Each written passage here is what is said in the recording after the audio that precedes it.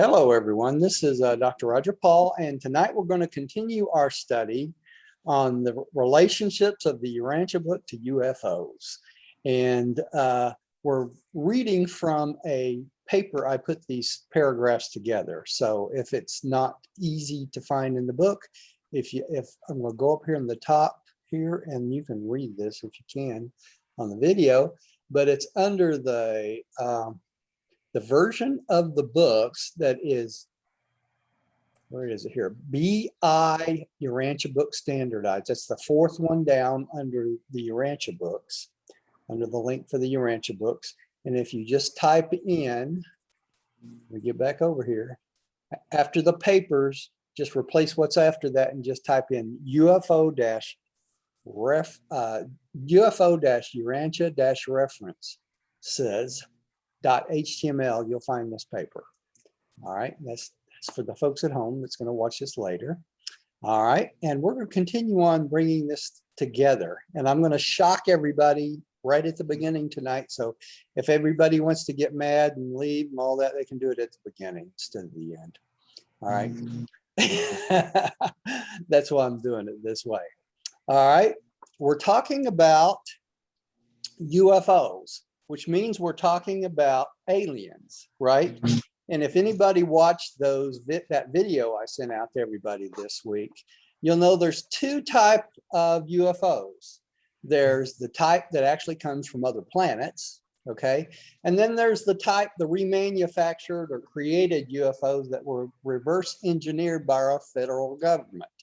And this started 74 years ago. So in essence, we've been lied to for about 74 years. And I was hoping when they made this announcement this month, they'd come clean, but obviously they didn't. So anyway, that's the reason I sent out that video to everyone, and you can listen to it on your own and make your own decision. But in doing UFO information, we're talking about aliens. And what do we mean as aliens, right? An alien is, and for our references anyway, I'm not talking about people from other countries. Those are considered aliens too, but that's not what I'm talking about. The aliens I'm talking about are those who are not from this planet, okay? So I include in these aliens some beings that you're going to be shocked at, okay? And we've been visited by aliens since the beginning of time. Who was the first aliens that comes to see us? They're called life carriers, right? They came from another planet. The life carriers came and implanted life of our planet in 3 different oceans, okay? They're called life carriers, and they come from the capital of our local universe, all right? They're considered aliens because why? They're not of this planet. All right. I want to make that clear. So who else could we include as aliens if you think about it? Well, you could consider Caligastia and Dalagastia what? Aliens, couldn't you? Because they were assigned to this planet from another sphere. Well, you could consider Caligastia and Dalagastia what? Aliens, because they were assigned to this planet from another sphere. Where's that reverberation? That's talking again. Right. We got connection problems, don't we? Yeah. All right. And Roger, Yeah. which means also Michael was an alien. Michael was an alien, if you think about it, right? Now, he's an exception, though. In essence, he's not what we would class as an alien right off the bat because he was born of woman, right? He grew up on this planet. Well, Jesus was. Yeah, yeah. He was in essence a human too, right? So he's the exception in this rule. I understand. Well, he's the exception because he was incarnated. That's right. He was incarnated, but he was an alien before he came here, even though he was our creator, right?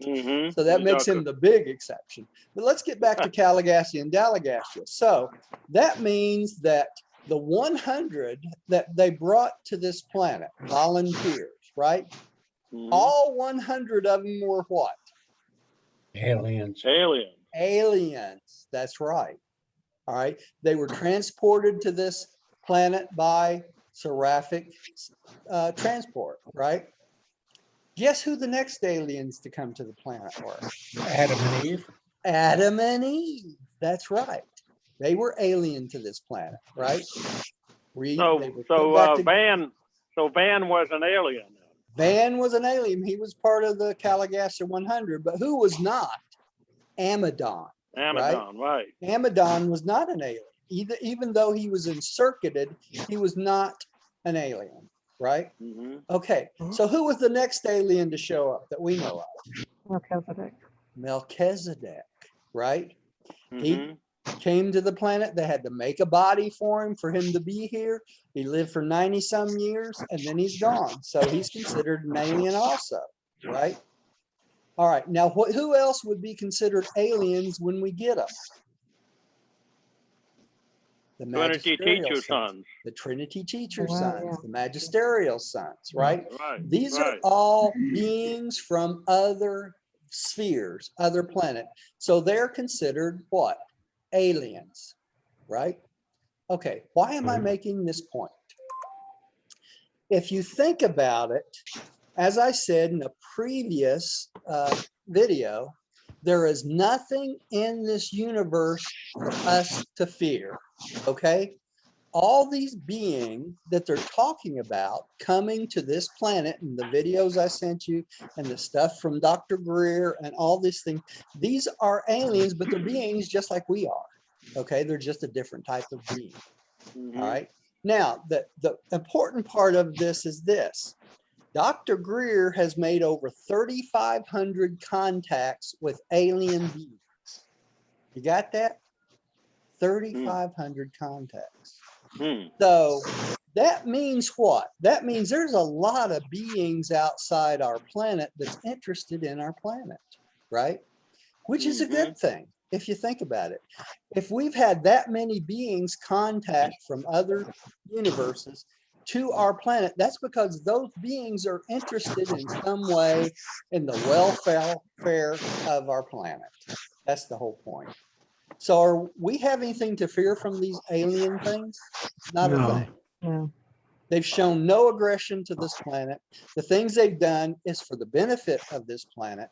So when you hear this stuff that they're going to invade and destroy the planet and all this stuff, if there's a invasion, it's going to be a black op by our own government trying to act like they are aliens.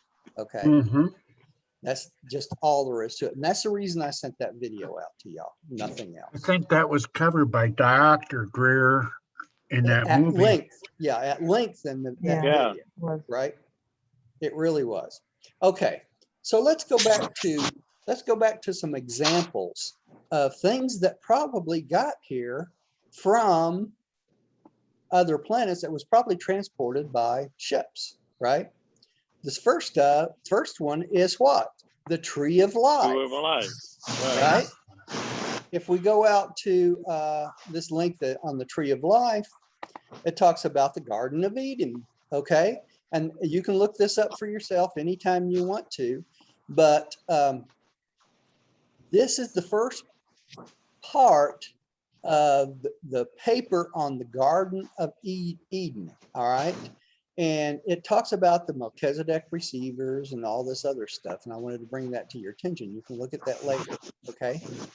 But what I wanted to show y'all here was, as we go down through this, was Calagaster. This is paper 66, all right? And it's talking about the tree of life. And let's start at the top here. Jane, would you read that paragraph at the top of the page there? Yes. These antidotal complements of the Satania life currents were derived from the fruit of the tree of life, a shrub of Edensia, which was sent to Urantia by the Most Highs of Nolanchadek at the time of Calagastia's arrival. In the days of Dalmatia, this tree grew in the center courtyard of the temple of the unseen Father, and it was the fruit of the tree of life that enabled the material and otherwise mortal beings of the princess staff to live on indefinitely as long as they had access to it. Okay, so this was what the tree of life was for, right? Now, interesting antidote to this is what?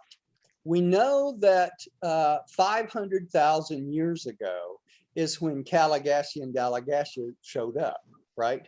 But for them to be here and for the Caligastia 100 to be here, they had to plan this, what?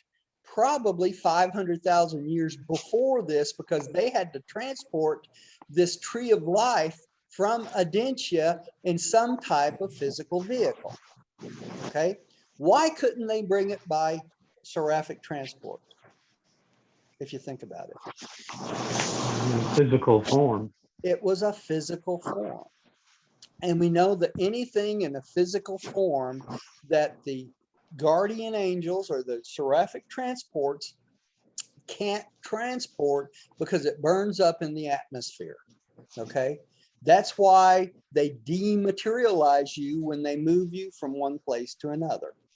Okay, so if that was the case, then in order for the Dalagastia and Caligastia 100 to have sustenance on this planet, they had to plan this probably up to 500,000 years before they even came.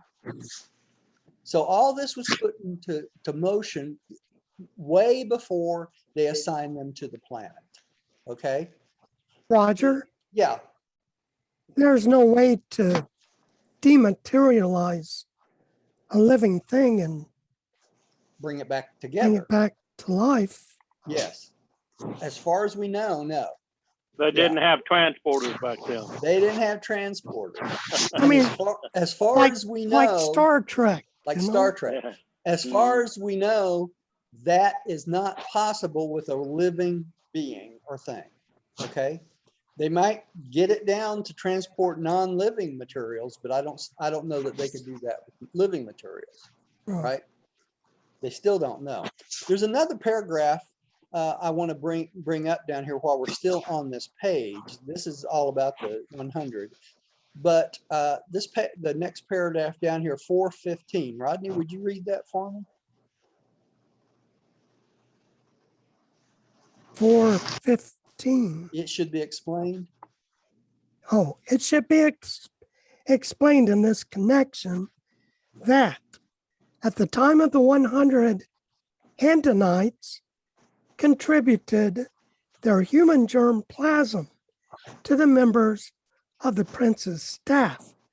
The life carriers introduced into their mortal bodies the complement of the system circuits, and thus were they enabled to live on concurrently with the staff, century after century, in defiance of physical death. And this is exactly how Amidon, who was one of the human contributors, that's how Amidon lived up to the time of Adam and Eve. Okay, from 250,000 years ago up to the time of Adam and Eve. All right.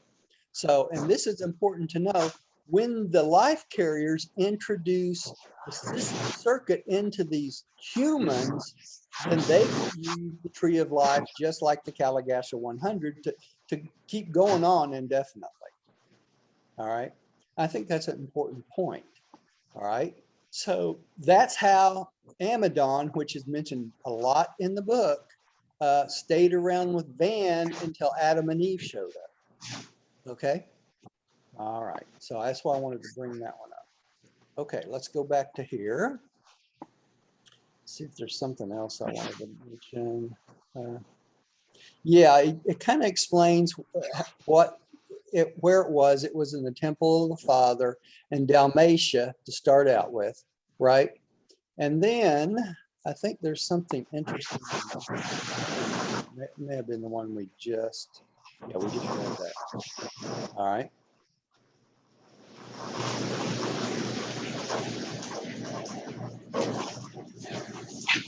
All right.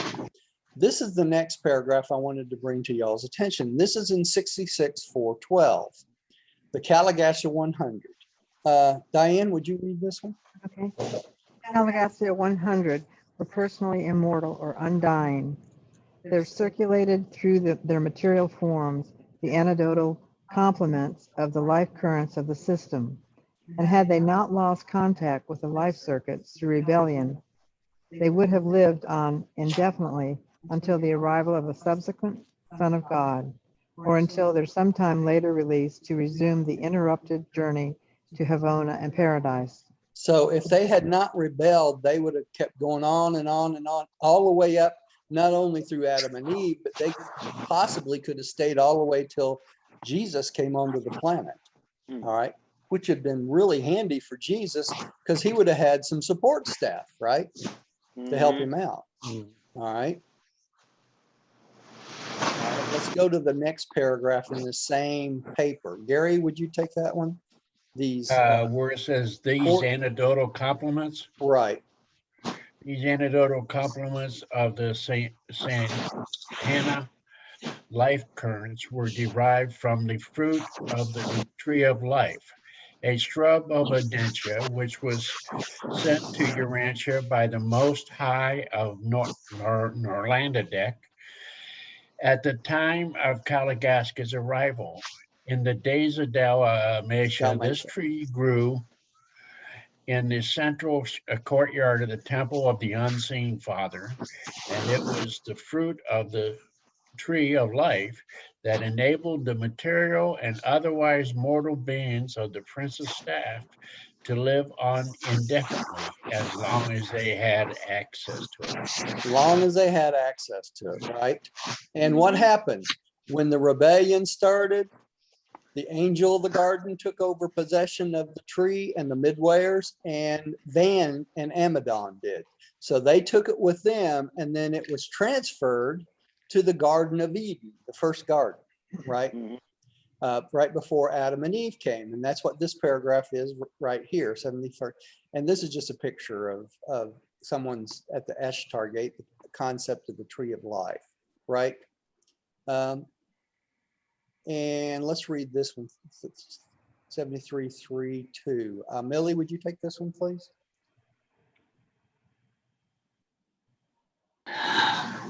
The committee almost unanimously favored the third selection. This site was chosen, and 2 years were occupied in transferring the world's cultural headquarters, including the Tree of Life, to this Mediterranean peninsula. All but a single group of the peninsula dwellers peacefully vacated when Van and his company arrived. Because they were probably afraid of them, right? And this is what where they're talking about, right? The first Garden of Eden right here in this peninsula, all right? And then the second garden is down here, all right? And this is in the Mediterranean basin. And we have all these pictures on our website in multiple forms. This is the one, the possible garden site. Okay, this is Mediterranean. The second garden, that's the one described in the Bible. The second garden, yeah, after Adam and Eve left the first garden, right? They were literally run out of the first garden by the barbarians because of the debacle of the Adam and Eve mission, right? The natives run them out of the first garden. Okay, destroyed the first garden. All right. Okay. And that's the paragraph we just read. All right. Now, this is kind of interesting too. This is 66.2.4. This is the one we bring up all the time, 66.2.4. Let's read this. Bill, would you take this particular paragraph? Sure. These 100 rematerialized members of the prince's staff were chosen by Kalagastia from over 785,000 ascendant citizens of Jerusalem who volunteered for embarkation on the Urantia adventure. Each one of the chosen 100 was from a different planet, and none of them were from Urantia. So what did that make all 100 of them? Aliens. Aliens. Aliens, right? I mean, any Right. way you look at it, they weren't, none of them were from this planet. And these were all volunteers. They were waiting in the system capital, Jerusalem, right? And they volunteered to do this. And the next next paragraph tells how they got here, all right? And these were not brought by spaceships. So let's read it. Letch, would you like to take the next one? Sure. These Gerasenite volunteers were brought by seraphic transport direct from the system capital in Urantia, and upon arrival, they had seraphimed until they could be provided with personality forms of the dual nature of special planetary service, literal bodies consisting of flesh and blood, but also attuned to the life circuits of the system. All right, so these were volunteers and they arrived by seraphic transport, right? All right, Right. and their life force or their DNA was taken from the local natives, okay? Now, you might wonder how they were put back together, okay? And I'm going to show you that picture, that paragraph right now. So Because Roger, yeah, what was transported? their souls, who they were, their personality, okay? Just like we are transported to the mansion worlds, Right. they were transported back to the planet, all right? So they had to have physical forms to be put back into, okay? So And their this souls had their personality, soul and their personality, but they left their thought they adjusters. left their thought there. adjuster on Jerusalem, Okay. okay? All right, not Urantia. I've said Urantia before, but And then they had avatars waiting. that's on them. right. And this is the interesting part of it. And talk about aliens or people from other planets. This says it right here in the book. The next Huh? paragraph. Well, Roger, Yeah. don't you know that they would have had to have had some type of building, a very sophisticated building in those primitive times, Yes. they which did. may have been brought here. Could I have been can't brought see how here, it would have been built Or- here. or it could have been built here, you know, by the architects of the universe, right? It could have been. Okay. We don't know for sure, right? But this paragraph, 6627, boy, talk about an important paragraph. Jane, would you take this one?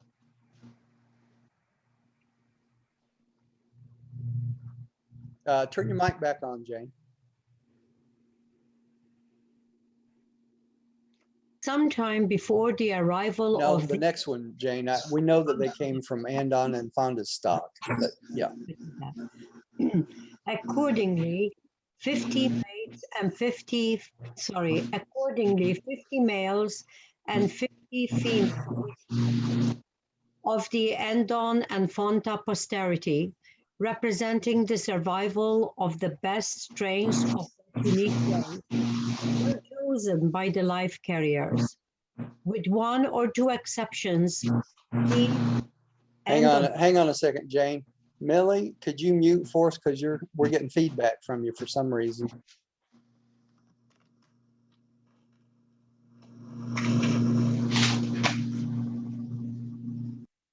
There we go. Thanks, dear. Okay, go ahead, Jane. With one or two exceptions, these Andonite contributors to the advancement of the race were strangers to one another. They were assembled from widely separated places by coordinated thought adjuster, direction, and seraphic guidance at the threshold of the planetary headquarters of the prince. Here, the 100 human subjects were given into the hands of the highly skilled volunteer commission from Avalon, who directed the material extraction of a portion of the life plasm of these Endon descendants. This living material was then transferred to the material bodies constructed for the use of the 100 Jerusalemite members of the prince's staff. Meantime, these newly arrived citizens of the system capital were held in the sleep of seraphic transport. Okay, do y'all understand what they're saying here? They're saying that the beings of the Calagasta 100, the persons of the Calagasta 100 were transported in by seraphic transport, okay? They were kept asleep until what? The volunteer commission from Avalon. What is Avalon? It's another planet, okay? They're called the surgeons of Avalon, okay? So beings from another planet came and put this DNA into these new bodies, created bodies for the Calagasta 100, and put these people back in bodies for them. And this was done by beings from another planet, okay? And what are they? Aliens, right? This is why there's a connection between the Urantia book and UFOs, okay? They actually visited here to do this, right? Let me go on to the next paragraph, all right? These transactions, together with the literal creation of special bodies for the Calagasta 100, gave origin to numerous legends, many of which subsequently became confused with the later traditions concerning the planetary installation of Adam and Eve.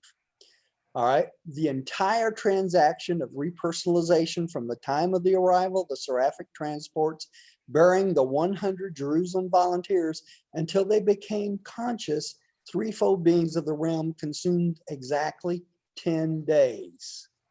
So from the time they went to sleep in Jerusalem until the time they was woken back up, there's that thing again. Here we go. Let me see if I can get it down here. All right. There we go. All right. From the time they woke up was exactly 10 days. But the important part is this. First, they came from Jerusalem. They were put back together by the surgeons of Avalon, alien beings, okay? And then they went on with their mission, what they had to do, okay? Is that any more clear that we've had aliens on this planet helping us out? I mean, makes sense to me. Yeah. You know? Yeah, it does. All right.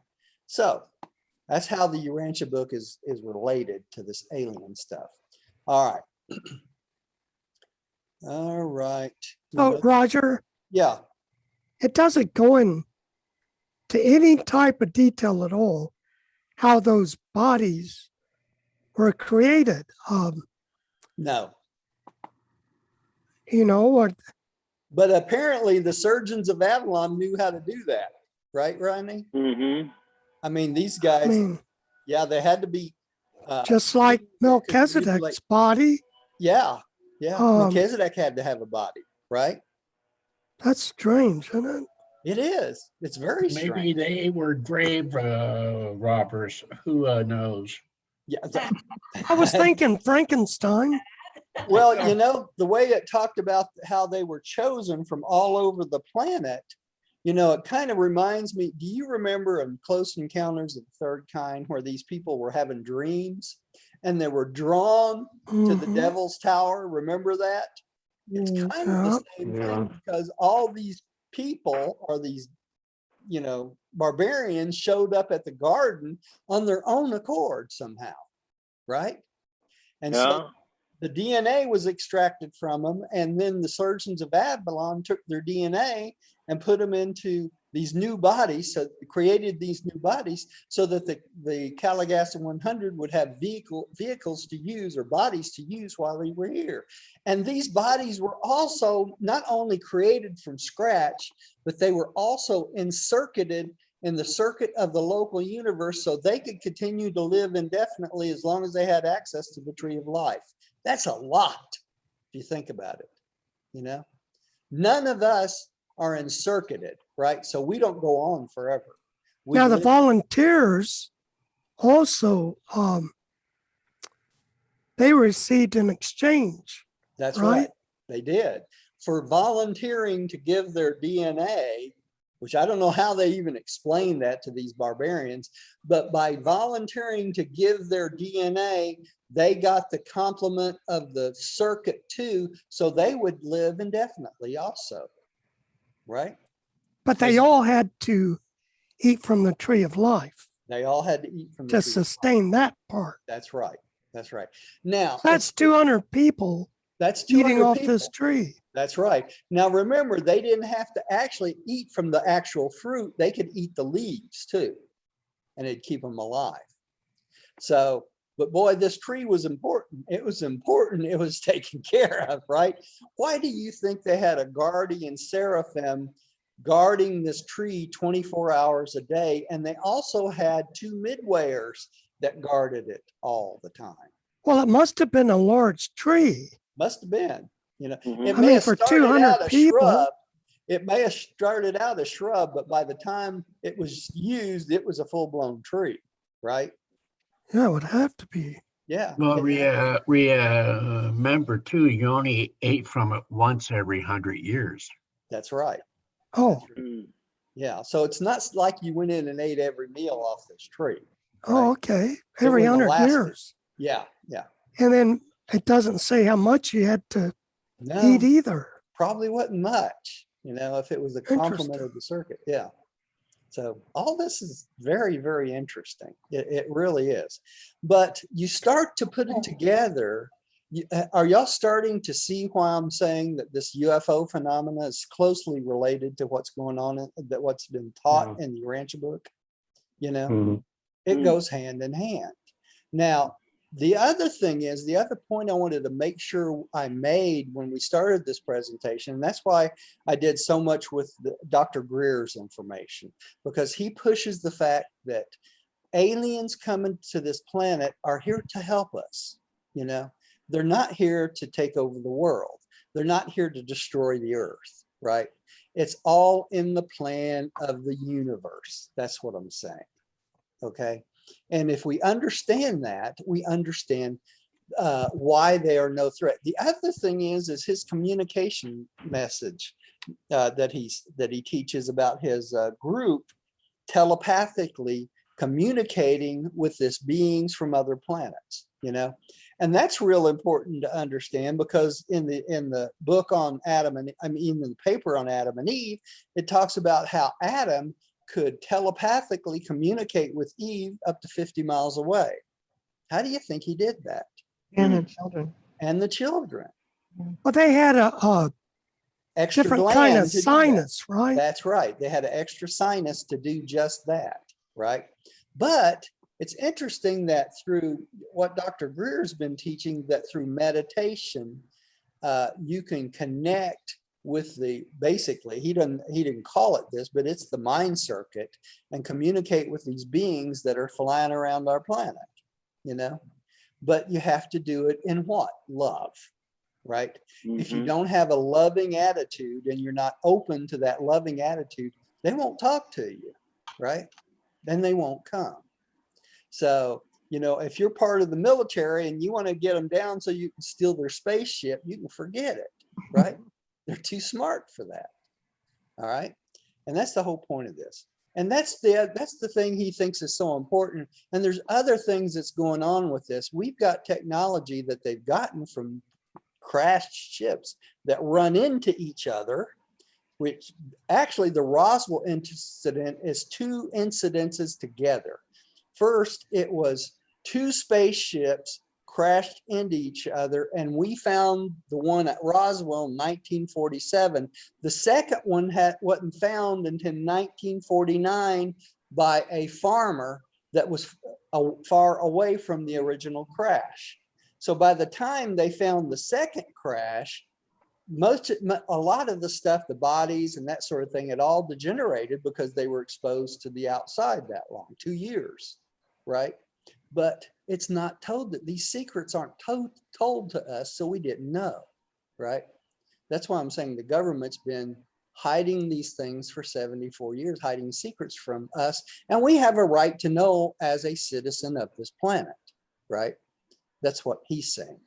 And so that's why I wanted to bring that to y'all. I'm not propagating going out and communicating with aliens or any of this stuff. I just want to give you what's out there, give you what we know, give you the facts. You make your own decision about it, right? That's what it's about. All right.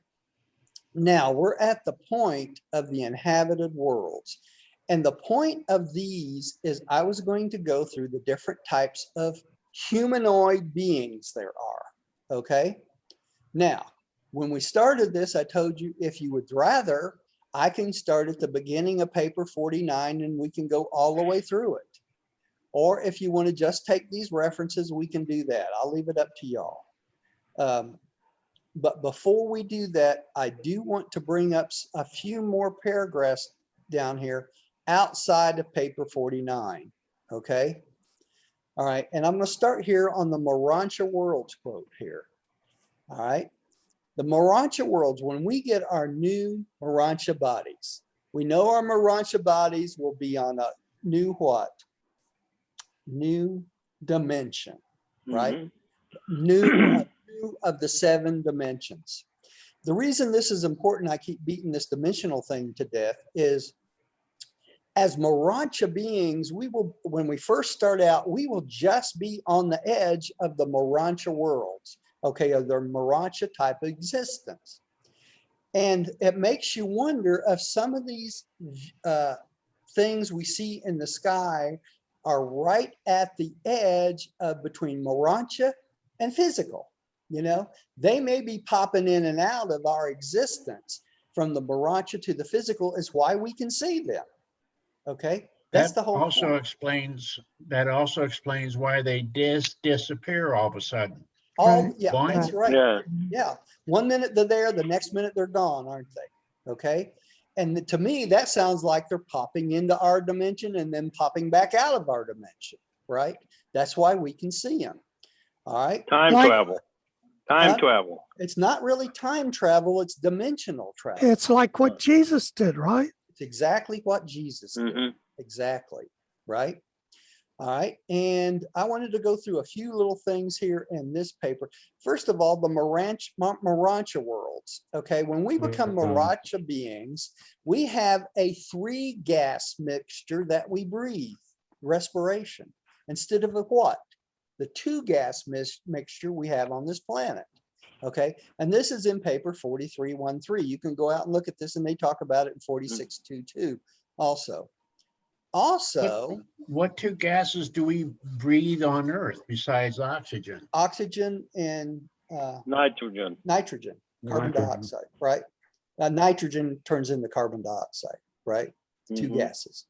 All right. Now, you know, if you ever been a scuba diver, you know, I taught scuba diving for about 5 years. And when we dove deep, we had a 3-gas mixture, okay? The reason being is because when you get down to a certain depth, oxygen becomes toxic, okay?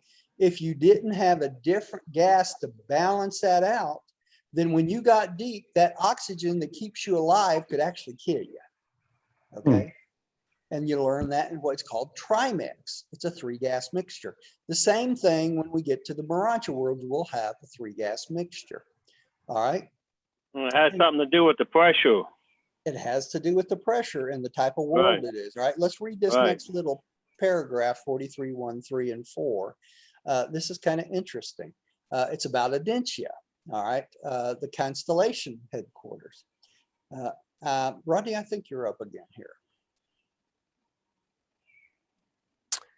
Okay, Urantia and its associated worlds have a true atmosphere, the usual three gas mixture, which is characteristic of such architectural creations, and which embodies the two elements of Urantia atmosphere, plus that Urantia gas suitable for the respiration of Urantia creatures.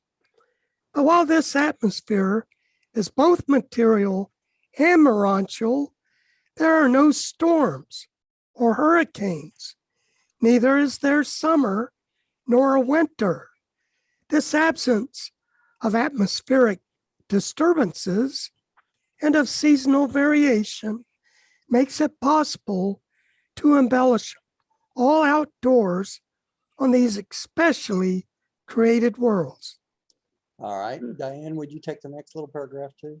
The Urantia highlands are magnificent physical features, and their beauty is enhanced by the endless profusion of life, which abounds throughout their length and breadth. Excepting a few rather isolated structures, these highlands contain no work of creature hands. Material and Urantia ornamentations are limited to the dwelling areas.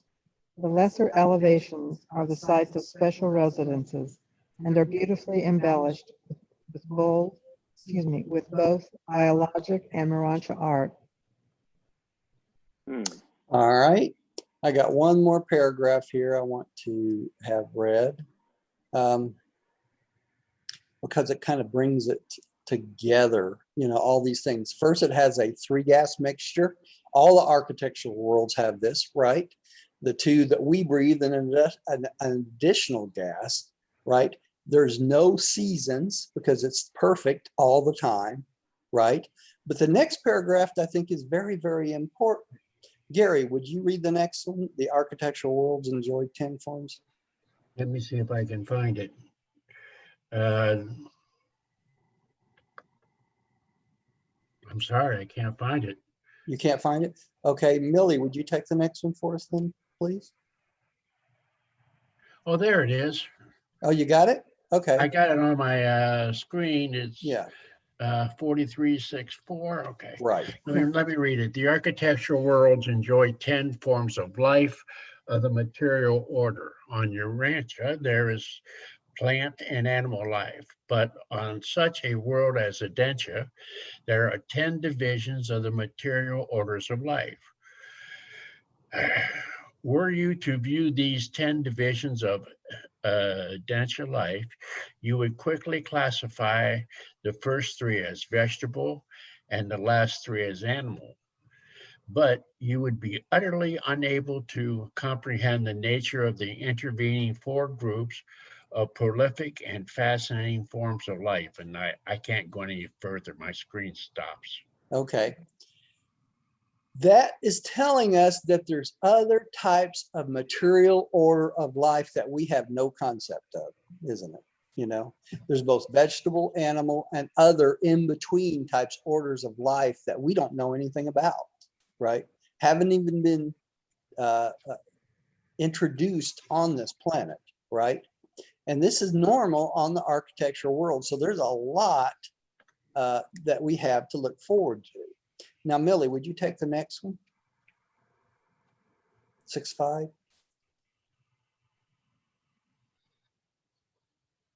Yeah. Even the distinctively animal life is very different from that of the evolutionary worlds.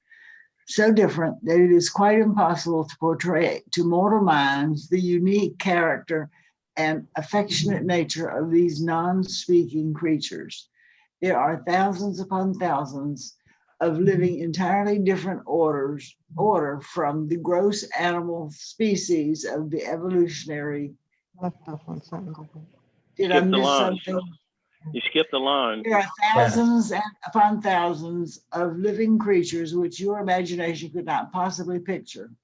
The whole animal creation is of an entirely different order from the gross animal species of the evolutionary planets. But all this animal life is most intelligent and exquisitely serviceable. And all the various species are surprisingly gentle and touchingly compassionable. There are no carnivorous creatures on such architectural worlds. There is nothing in all Urantia to make any living being afraid. There's Oh, I want to nothing, live there. nothing in Urantia to make any living being afraid. Isn't that nice? That's nice. That's very That's nice. really nice, and I think that's the way we should feel about our life here on this planet. I do too. Now, Bill, would you take that last paragraph there and then we'll get off this? Okay. The vegetable life is also very different from that of Urantia, consisting of both material and Urantia varieties. The material growths have a characteristic green coloration, but the Urantia equivalents of vegetative life have a violet or orchid tinge of varying hue and reflection. Such Urantia vegetation is purely an energy growth. When eaten, there is no residual portion. So you use every bit of it up, right? All right. No poopy. No poopy, as they say. Right? All right. Let's try to get through this Urantia part. Now, I'm going to come back probably next time and we'll discuss paper 49. Paper 49 in itself, that's what brought that up last time. Okay. Paper 49, I think, is worthy of talking about the whole paper. I really do, because it's the inhabited planets. And this gives us an idea of what other types of beings there are in the cosmos and what other types of beings could be flying around here coming to this planet. That's the whole point, right? All right. So we talked about a lot of this. I think almost all of these at the bottom a couple times ago. So let's get these two in between so that we can have the full picture. Rodney, would you start with though you have Urantia bodies? Though you have Urantia bodies, you continue through all 7 of these worlds. Talking about the mansion worlds, right? Okay. To eat, drink, and rest. You partake of the Urantia order of food, a kingdom of living energy unknown on the material worlds. Both food and water are fully utilized in the Urantia body. There is no residual waste. Pause to consider. Urantia, number 1, is a very material sphere, presenting the early beginnings of the Urantia regime. You are still a near human and not far removed from the limited viewpoints of mortal life, but each world discloses definite progress. From sphere to sphere, you grow less material, more intellectual, and slightly more spiritual. The spiritual progress is greatest on the last 3 of these 7 progressive worlds. Okay, so there it is. When you hit the mansion worlds, you do eat, you do drink, and you do rest, right? Just like you do in this, but it's a Urantia order of food. Okay, that's what's different. Okay, but you're still very material, right? And you can think of it's just the beginning into the new dimension, right? The new dimension of the Urantia dimension. Okay. Roger? Yeah. Especially the first world. Right. It must be very similar to here. There's probably restaurants and there's an economy. Yeah, the activities will be much like we have here, right? We'll be busy doing much of the same things. All right, and this is from paper 4432. I'd like to read this one. Diane, would you take this one, please? Okay. The home designers and builders, those who construct and remodel the abodes assigned to individuals and working groups. These Morantia and spirit domiciles are real.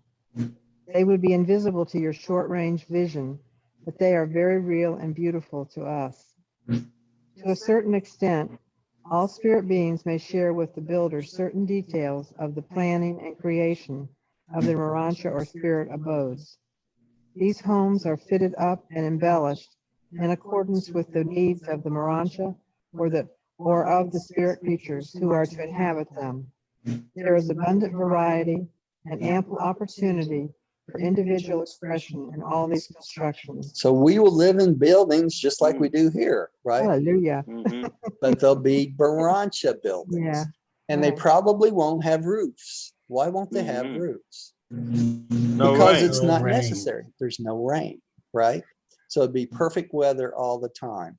All right, and then I got one more down here. Lesh, would you take this last, the human eyes things? And this is where we go down to where Jesus says, "Touch me not." So these human eyes, would you take that one, please?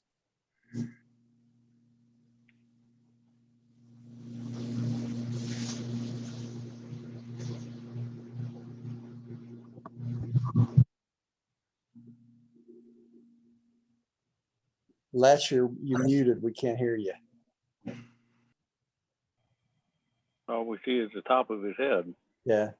Mhm.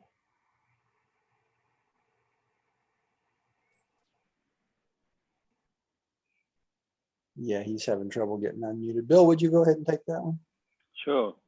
Okay. These human eyes were enabled to see the Morantia form of Jesus because of the special ministry of the transformers and the midwayers in association with certain of the Morantia personalities then accompanying Jesus.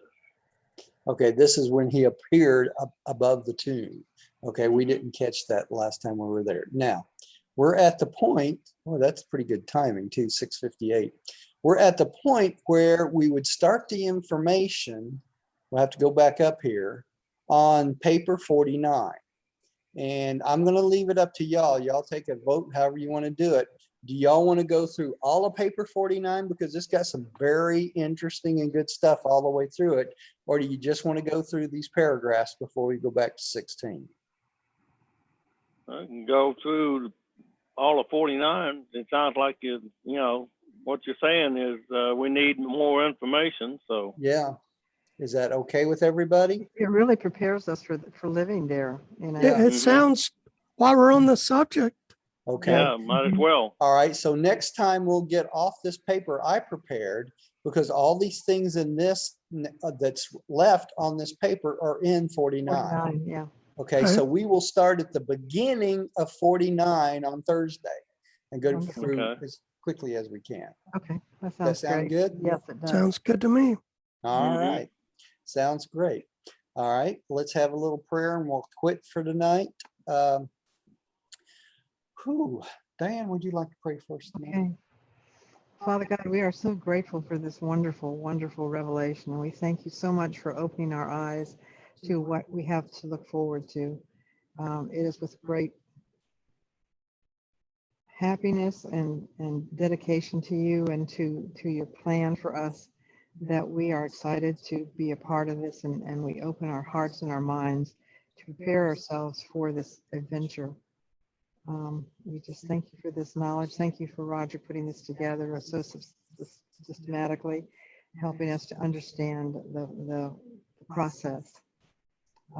It is in your name, Jesus Christ, Michael of Nebadon, we are so extremely grateful. Amen. Amen. And thank you at home for joining us. Please come see us again. All right, let me stop the recording. I